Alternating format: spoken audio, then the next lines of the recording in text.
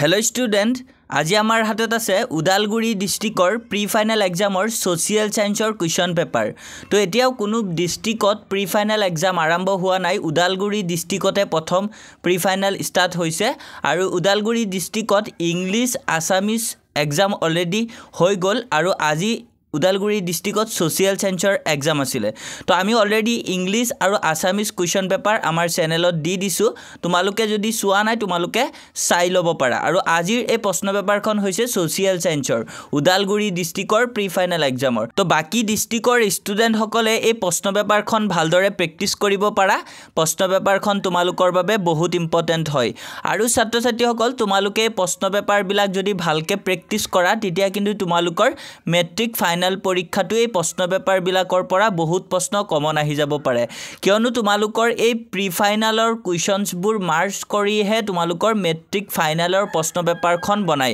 গতিকে তোমালোকে এই প্ৰশ্ন পেপাৰ বিলাক ভালকে অলপ প্ৰেক্টিস কৰিবা তেতিয়া তোমালোকৰ মেট্ৰিক ফাইনাল পৰীক্ষাত বহুত হেল্প হ'ব আৰু কোনোবাই যদি এই প্ৰশ্ন পেপাৰখন ডাউনলোড কৰিব বিচাৰা তেন্তে তোমালোকে ভিডিওৰ ডেসক্ৰিপচনত গৈ চাবা পিডিএফ লিংক দিয়া আছে তাতে গৈ তোমালোকে পিডিএফ টো ডাউনলোড কৰি ল'ব পাৰিবা আৰু যদি তোমালোকৰ কিবা ডাউট থাকে তেন্তে আমাক কমেন্টছত সুধিবা আমি যিমান পাৰো তোমালোকৰ ডাউট বিলাক ক্লিয়াৰ কৰিবলৈ ট্ৰাই কৰিম আৰু আমি তোমালোকক অলৰেডি যোনখিনি সোশিয়েল সায়েন্সৰ নোটস দিছো যোনসকল ষ্টুডেন্টে আমাৰ পৰা নোটস খিনি লৈছে তেওঁলোকে কিন্তু জানিছে যে আমি দিয়াখিনিৰ পৰাই সব কমন আহিছে এবাৰ প্ৰি ফাইনাল এক্সামটো হাফ ইয়াৰলিটো আহিছিলে আৰু এতিয়া প্ৰি ফাইনালটো আহিছে কিন্তু গতিকে তোমালোকে যদি কোনোবাই ভাবা আমাৰ নোটছখিনি লবা তেন্তে তোমালোকে কিন্তু আমাৰ পৰা নোটছখিনি লব পাৰা তাৰ বাবে তোমালোকে আমাৰ অফিচিয়েল নাম্বাৰ 6002994303 এই নাম্বাৰত তোমালোকে